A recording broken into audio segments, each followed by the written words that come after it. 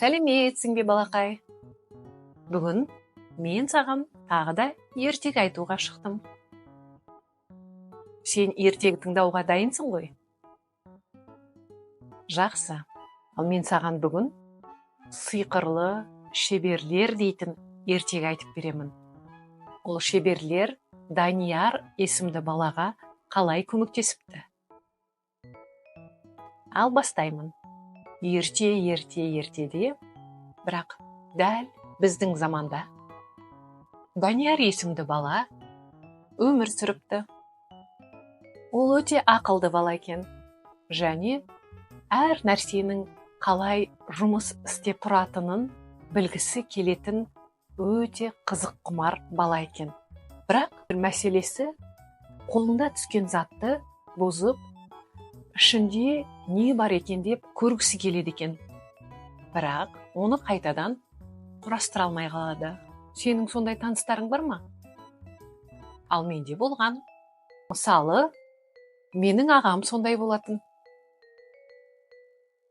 Үнемі кішкентай күнінде ойыншықтардың ішінде не бар екенін көргісі келіп, бұзып тастайтын. Данияр да сол сияқты бала екен. Бірде Даниярдың қолына компьютер түседі.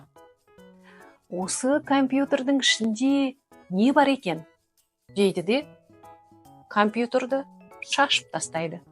Сол кезде деп дыбыс шығады да, компьютер сөніп қалады. Ал Данияр болса, ойбай, ойнап та үлгермедім ғой, енді қалай қоссам екен? Деп ойланып отырғанда, сол сәтте көзге көрінбейтін тіршілік иелері пайда бола бастайды.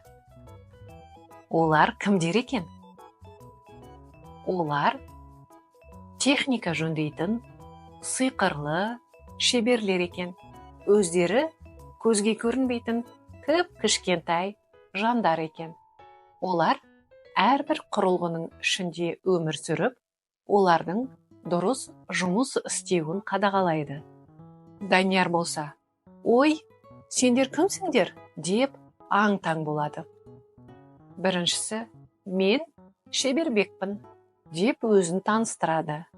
Шебербек бұл топтың ішіндегі ең ақылдысы, техника жөндеудің хас шебері.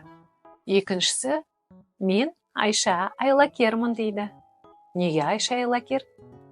Ол өте тапқыр, жылдам және қиындықтан әркез жол табады.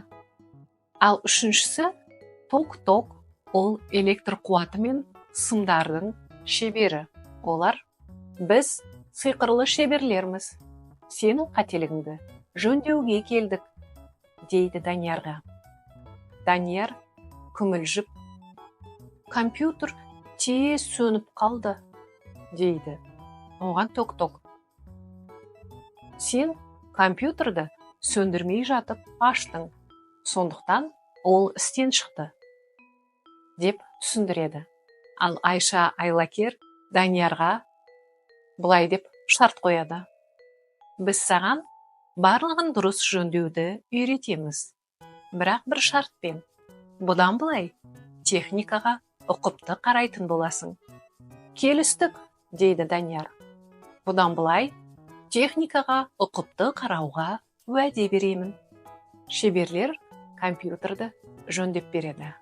Ал Данияр болса, олардан көп нәрсе үйреніп, енді техниканы бұза салмай, қалай жұмыс істейтінін зерттеп, техниканың досына айналады. Ал балақай, бұдан шығатын қорытынды қандай? Техникаға дұрыс қарау керек екен. Ал сиқырлы шеберлер бізге әрқашан көмектесуге дайын.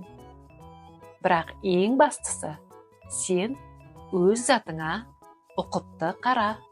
Яғни ұқыптылық адамға қажетті қасиеттердің бірі. Ал сенің бойыңда бұл қасиет бар ма? Әрине, бар деп ойлаймын. Солай ма? Жақсы балақай. Енді ұйықтай ғой. Ертеңге дейін кездескенше. Қайырлы түн.